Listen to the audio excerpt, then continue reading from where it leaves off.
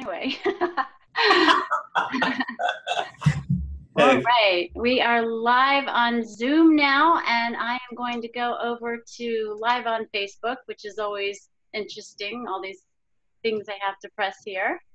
I'm so excited about cutting edge webinar Zoom call. Share on your timeline, yes. Yeah. Awesome. How to leverage your Facebook advertising. Hello, everyone. Zoom is preparing our live stream. So excited for this. Everyone wants to know how to leverage Facebook advertising, and you want the conversation and you want the fun and the, posting about your family and kids, but you know what? It's also a business.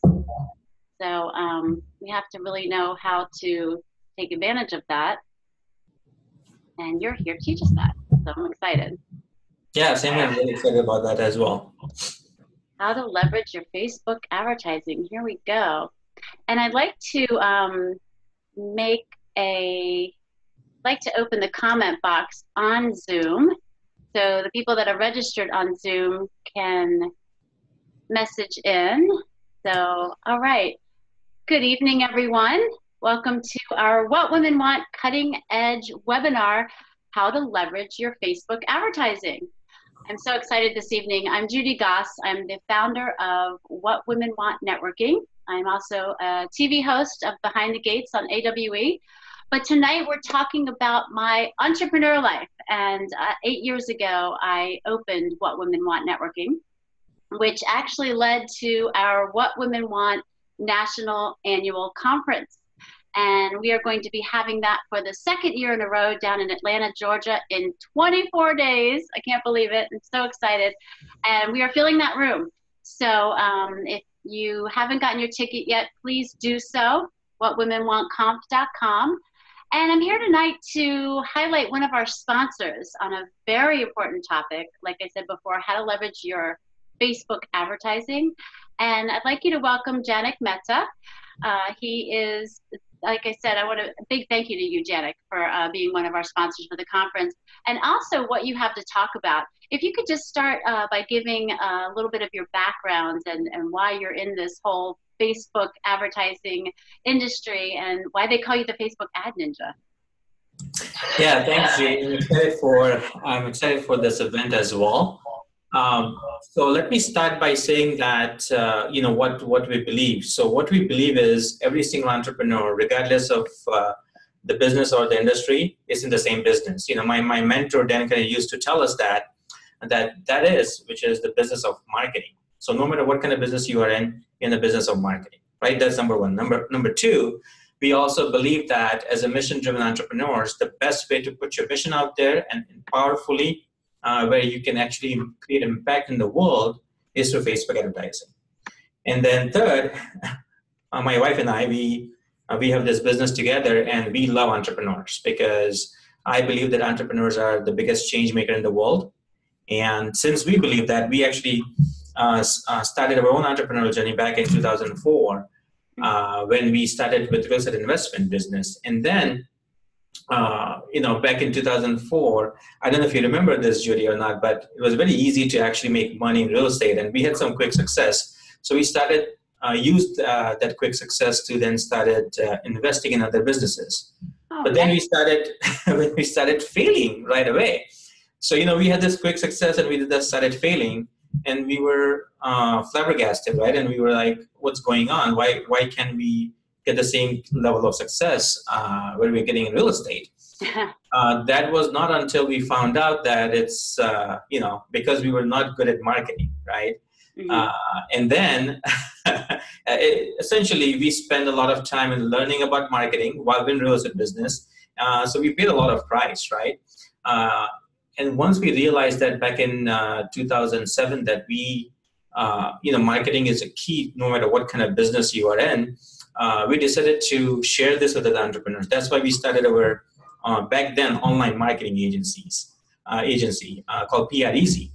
Now, since 2007, a lot of things have changed, SEO, email marketing, website design, all of that. It's changing faster sometimes than I can think. Oh my goodness. And then we discovered social media along the way, right? So we actually built our $2.7 million worth of real estate empire in a pretty short amount of time, but that due to marketing, right? So after we started our agency, we started doing a lot of different stuff. We were doing website design development, SEO, paid advertising, social media came along. We jumped on that. We started teaching and training other entrepreneurs. By 2014, we were literally having clients in every vertical you can think of. We were doing everything for them, starting with website design development all the way to software. I mean, we were doing like a bunch of other stuff, right? Everything digital. Everything digital. So in 2014, I kind of stepped back and I read this book called Built to Sell. In the book, author talks about how to productize your service-based company. And the one thing he said that you should focus on only on one thing. And to me, I'm doing all of this different stuff for my clients. And out of everything we do, I was like, what is the one thing which, number one, is we are really good at. Number two, is actually delivering value to our client. And number three is if I look at 5 to 7 years down the road, what's the one thing which is going to stay here forever, right? So then we looked at that we are really good at driving traffic and paid advertising. And within that, we looked at one thing, which is Facebook ads. Since 2014, we started focusing on Facebook ads. And then we slowly got away from doing everything else. And just by 2015, we changed our agency from PR Easy to Clients Online and strictly focus on getting clients for our clients. So what Facebook has done is, Facebook has made the platform, which I believe is the best platform for what we would call a mission-driven entrepreneurs, to put the mission out there. Because, listen, you can target precisely, you can test, very, very small, and then you can really scale up. So, also, I'm sure to get your ad out there and to be seen and gain visibility, but it's another thing to convert. So I'm sure that that's a big difference right there, right? I'm Absolutely. thinking I'm going to get a big yes. Well, we're going to hear your presentation on the steps on how to increase our revenue through Facebook advertising at the conference. But I would love for you to tell everyone, someone who's considering Facebook advertising right now, what would be the first thing they should think about before starting all this? Because that's where I'm at. I mean, I feel like I look at everything and, should I consider my copy? Should I consider the amount that I want to pay? What's first? Yeah, so, Facebook has made anyone to launch ads very, very easy. So launching ad campaigns is very, very easy, right? Oh, yeah. So what we have seen in working with all the clients is mainly there are two problems people face, right? The entrepreneurs face. One is they don't know what to do. They don't even know how to launch ad campaigns. And then the first thing is to take your campaign from literally losing money to profitability. That's step number one, right? And then the second is once you become profitable, the second is, how to scale those campaigns, right? How to start spending instead of $10, $20, $30, $50 a day, start spending $100, $200, $1,000 a day, right? So when you scale, that means when you spend more money, you actually get more in revenue, right? So, but what we do here is we solve both those problems. And the very first thing I believe for any entrepreneurs, what they should do is to really have a deeper understanding of your lifetime value of your customer. So let me explain. So let's say you have a coaching. I just want to make it clear to everyone. So those of you on Facebook Live, if you want to comment, I'm going to try to look at the comments, but if you're registered in on the Zoom call, don't hesitate to ask questions, okay? And I just want to comment right now that this is really the first thing you should consider before you start to think about Facebook advertising. That's what he's talking about right now. Okay, go ahead, Jack. Yeah, thank you. No, the very first thing is to really understand and define lifetime value of the customer, right? So then most of my clients, when they're starting out, they say, hey, listen, I don't know what it should be, right? So what I would recommend in that case, if you have never launched a business, we're completely starting out, I wouldn't even recommend running any kind of advertising campaign right now, right? When you're starting out, you got to focus on figuring out your sales process, your offers, right? And what is your unique capability? And then go out in the marketplace, whether it's events or whether it's your local meetups, right? Or networking, and then try to figure out what is your market looking for, and then start making offers. I just want to interrupt there. We have a question from Christina Wepner, and she just wanted to find out, and maybe you'll understand this, the lifetime value of the customer or to the customer? Very, very good question. So what let me explain. We have smart people watching. Absolutely. Let me explain that. What I mean by lifetime value of a customer is when we serve our client, so my client is my customer, right? And then I'm talking about my client's clients or my client's customer, right? So let me give an example. If you look back at your last 12 months, in terms of revenue, if you were in business for at least 1 year, right? If you look back at your last 12 months, or if you have been in business for a long time, you look back last 5 years or 10 years, right? And you look at your yearly revenue, and you divide your yearly revenue by the total number of customers or clients you have served. For example, let's say you made $100,000 last year, right? And then you have served 100 customers or 100 clients. Average value per client becomes now $1,000, right? So now you know that, on an average, each client or each person who walks into your door, whether it's online or offline, you are able to make $1,000, right? Now what we do is now we then reverse engineer that number into figure out what should be the maximum allowable cost per lead, right? Because now we would know how much money you should spend on Facebook, or what to even expect when you're running a campaign, right? So what we would do then is we look at the offer, we look at what clients is offering, right? And we figure out how many conversations do you have to get them to sign up for an offer, right? So let's say it takes client 5 leads or 5 conversations, right? Now each lead is then worth to them $200, right? So technically, if you are able to generate leads from online sources, right? Forget Facebook for a second. You should be then, it is breaking even or profitable, right? So then we know what's possible on Facebook. On Facebook, you can generate leads for, depending on what the lead means to you, right? Whether it's just name and email address, or whether you're looking for 13 fields filled out on your website, right? So cost per lead changes or ranges based on, a number of fields. It could be $3 or it could be $30, right?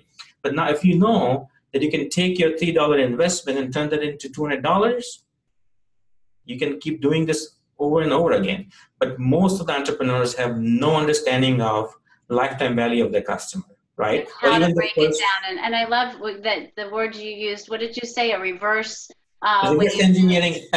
We reverse engineer all the conversion numbers and figure out, okay, hey, this is what the maximum we can spend to acquire a lead, because we now know what is the maximum allowable cost per acquisition per client, right? So, so I think if you in next, in total half an hour of today's time spent with us, even if you just take this one thing, back into your business, is to really figure out lifetime value of the customer. Now, I mean, it's great. It's. I was just thinking to myself, it's not just for Facebook advertising. I mean, this is great information for really just breaking down your business and finding out where you're making the money and where you're not. Right. And once you have that, then you can think about running any kind of ad. Now, before you start running ads, you have to have what we call infrastructure, right? You have to have a place for them to land on, right? You have to have some sort of what we would call a funnel or sales funnel, right? Where you take them through steps where you are having someone to raise their hand and say, yes, I'm interested. And from that step onwards, all the way to, yes, let's do business together, right? So your sales cycle or your sales process needs to be then created online as well. It could start as simple as you have someone download a checklist or a PDF or a free ebook. For example, we know David Baer is speaking at the event, right? and he's been our client for last 1 year, right? So we drive traffic to his MindHack ebook, right, as a download, right, and then in the last 2.5 years, he has generated over 70,000 leads just by having one ebook, right? That's the power of Facebook. Now, that's amazing. Yeah, and it's not just about those leads, but then how those leads convert into a sale, right? What to do with them? Yeah, after the ebook, they go through his webinar. After the webinar, they show up on the webinar, then they go through his presentation, then apply for a 6-month strategy call. Apply for a free strategy call, and then they sell a 6-month accelerator program, right, which is $9,000. So here is a lead, and now they are, getting $9,000 sale. Now there is a step-by-step process on that, right? So you got to build that infrastructure. So that's step number 2, and then step number 3 is obviously understanding your target market. Like, I call it my trifecta, Facebook trifecta. Mm-hmm. You need to know your audience. You need to know your message, which actually attracts your audience. So you need to know your audience's hope, desire, challenges, all the pain points, so you can connect with your audience. And then the third most important thing, this is where I would say 98% of the entrepreneurs fail, is analytics. Everybody just, roll their eyes up and is, I don't want to analyze anything, right? Because we want to be creative. Numbers, I know. Yeah. But it doesn't have to be this difficult, right? If you know some basic numbers, again, we'll talk about this at the event, Mm-hmm. but you don't need to know everything. You just need to know a few what we call key performance indicators, like, your cost per leads or cost per webinar registration if you have webinar, or cost per acquisition. Like these days, pretty much everyone should have at least a Facebook Live, if not a webinar. Right. Yeah. So video is so prominent, you can't get away from it. Yeah. Let me kind of tell you some of the cool stuff you can do with Facebook. So most of the clients, when they come to us, we have 2 types of clients. One is what we call mission-driven entrepreneurs, and then second is people who are selling physical products, online physical products, right? Okay. On the physical product side, we have clients we are spending 1.25 million pounds a month on the Facebook ad spend every month, right? Wow. On the entrepreneur side, Mm-hmm. We have clients who are spending 3 to 5K a month, and then people like David Baer, we are spending $1,000 a day, right? 30K, and then increasing to $2,000 a day. So we get clients in all the different ranges, right? So the first thing, if you're starting out, you need to really know your audiences, right?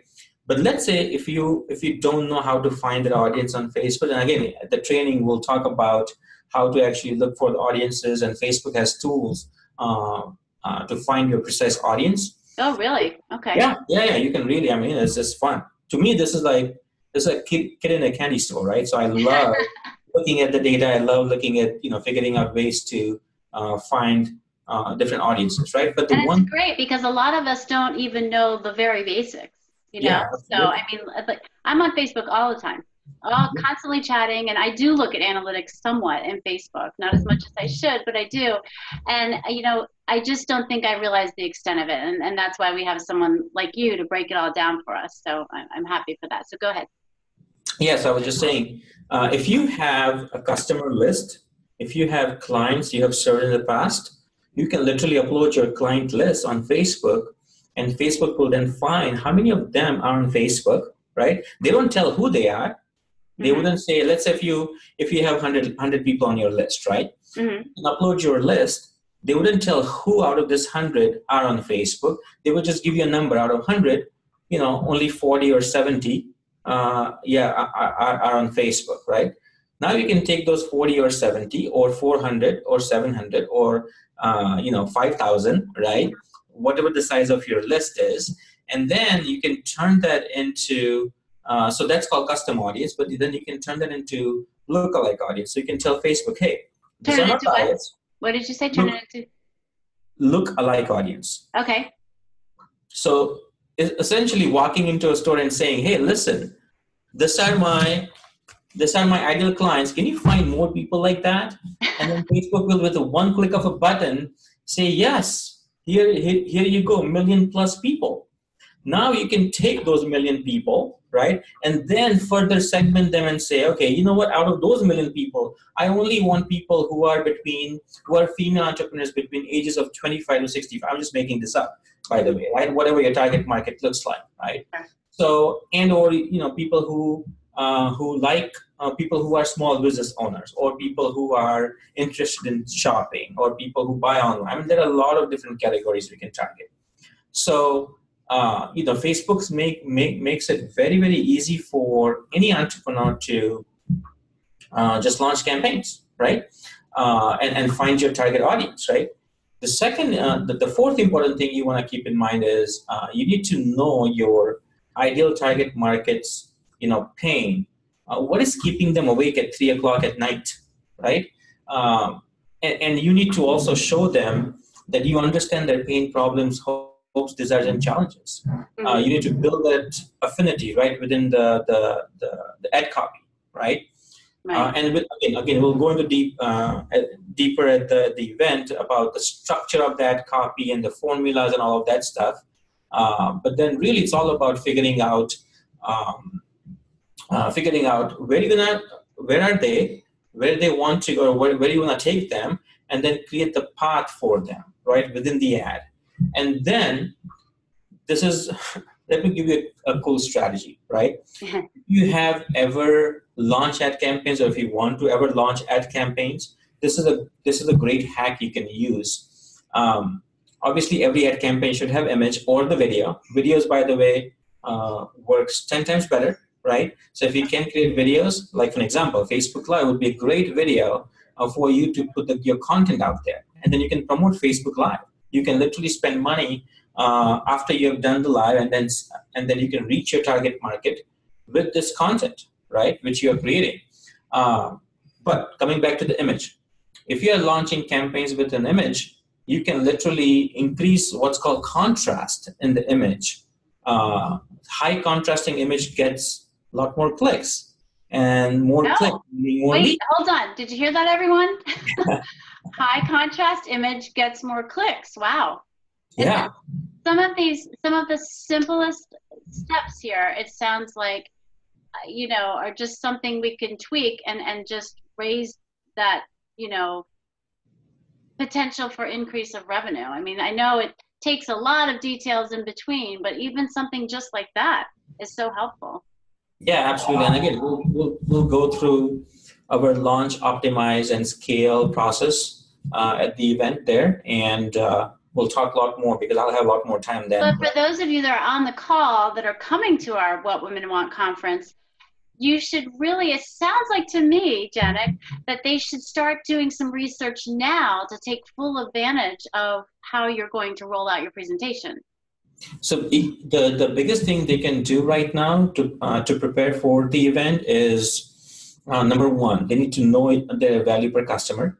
And if possible, if they can find out any conversion rate. So if they can figure out, okay, you know what, I have gone through different networking events, or I'm doing webinars. I know if I have 100 people on my webinar, if I meet 100 people on the networking event, I know I can get 1, 2, or 3, or 5 clients, right? So if you have those numbers figured out, it will be good for you to really visualize how can this, whatever I'm doing offline, can play out online. At least you should have some benchmark data, right? So that's one. Number two, you should also then, if you have a list, if you have social media followings, right?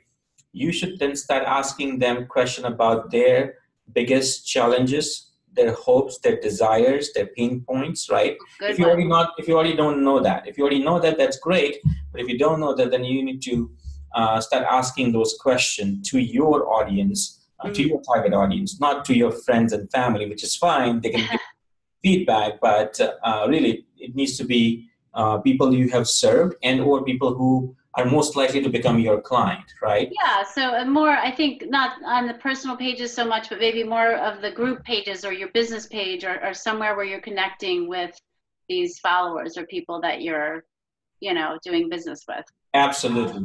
So you should have at least those two things ready, right? And then one of the key thing you can also do a research on is,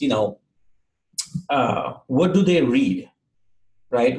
What kind of online sites or blogs they visit, or news sites they visit, or what kind of books they might be interested in, right? So that's one way to identify your audience. What are other, what we would call in the expert industry, celebrities, other expert they follow? For example, for David Bayer, right? Mm-hmm. We know that Tony Robbins is a great target market. People who follow Tony Robbins would be a good target market for David, right? Mm-hmm. Because they're in a similar space. But Tony Robbins is like Mount Everest, right?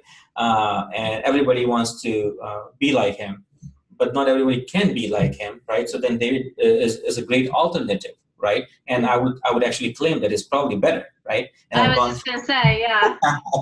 I've gone through both, right? And I prefer David's style over, but that's just my personal preference. But yeah, me too, and that's why he's keynoting at the conference, because he is absolutely, yeah. You have lots of fun. You have lots of fun. Great dude. Also, another example. I have figured out in my business that people who watch Shark Tank.